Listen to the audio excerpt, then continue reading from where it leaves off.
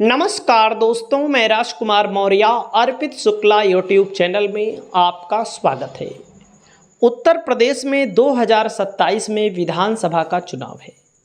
Samajwadi party ने, Bharatiya Janata party ने, Bahujan Samaj party, Congress, आज़ाद समाज पार्टी, जितनी भी राजनीतिक पार्टियां हैं, सब ने अपनी अपनी तैयारी तेज कर दी है।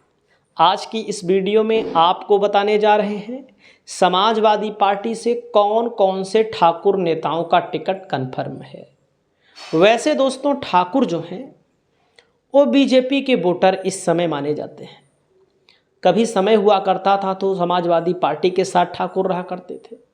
सपा की जब 2012 से सरकार थी 2017 तक, तो उसको ठाकुरों की ही सरकार कहा जाता था। सबसे ज़्यादा मंत्री ठाकुर ही थे। तो कहने का मतलब, क्या बीजेपी को यादव कम वोट देते हैं या ना के बराबर वोट देते हैं? तो क्या बीजेपी यादवों को टिकट नहीं देती? देती है।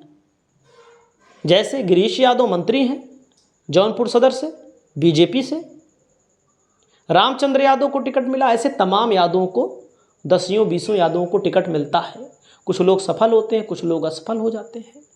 तो समाजवादी पार्टी से पहला टिकट अगर किसी का माना जा रहा है, सरेनी के विधायक देवेंद्र प्रताप सिंह का।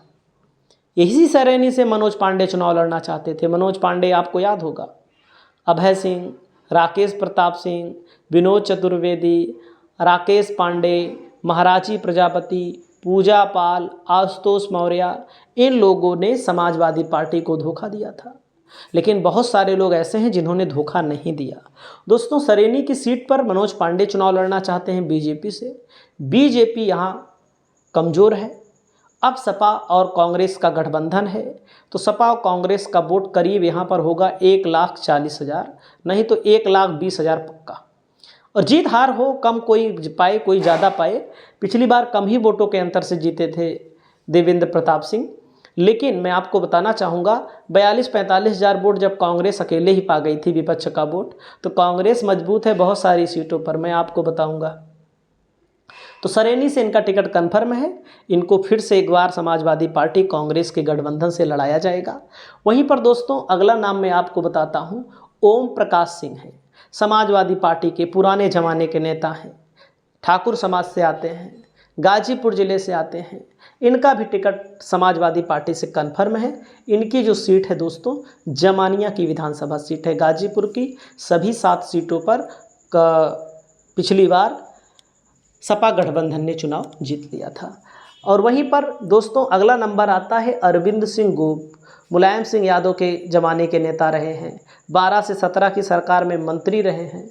जैसा कि आप लोग कमेंट करके बताइएगा। अरविंद सिंह गोप पुराने नेता हैं, अखिलेश यादव के विश्वसनीय हैं।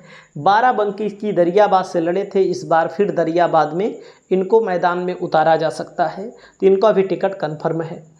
वहीं पर दोस्तों, अगला नाम आता है सोनू सिंह का, जो सुल्तानपुर से आते हैं, कभी विधायक रहे। बसपा से 2022 में लड़े, चुनाव हार गए इसौली से। इसौली में सपा मुस्लिम के सिवाय किसी को नहीं देगी। कोई बता रहा हो आपको सोशल मीडिया पर, मेन स्ट्रीम मीडिया पर, वो गलत खबर है। समाजवादी पार्टी इनको टिकट देगी सुल्तानपुर सदर से। और सोशल मीडिया पर मैं तो देखता हूँ गौरीगंज से भी कुछ लोग हवा बनाते हैं, झूठ है। लेकिन समाजवादी पार्टी इनको सुल्तानपुर से देगी। सुल्तानपुर सीट पर विनोद सिंह विधायक हैं, मतलब कि ठाकुर के ही खिलाफ चुनाव लड़ेंगे। ठाकुर के खिलाफ लड़ेंगे तो इनका व्यक्तिगत वोट है, हर समाज में वोट है इनका, ये चुनाव जीत सकते हैं सुल्तानपुर सीट में। वहीं पर दोस्तों, अगला नाम आता है दोस्तों मनोज कुमार सिंह डब्लू। इनका जो बबलू है कि डब्लू है, क्या नाम है पूरा मैं नहीं जानता, लेकिन 2012 में चुनाव जीते थे निर्दलीय।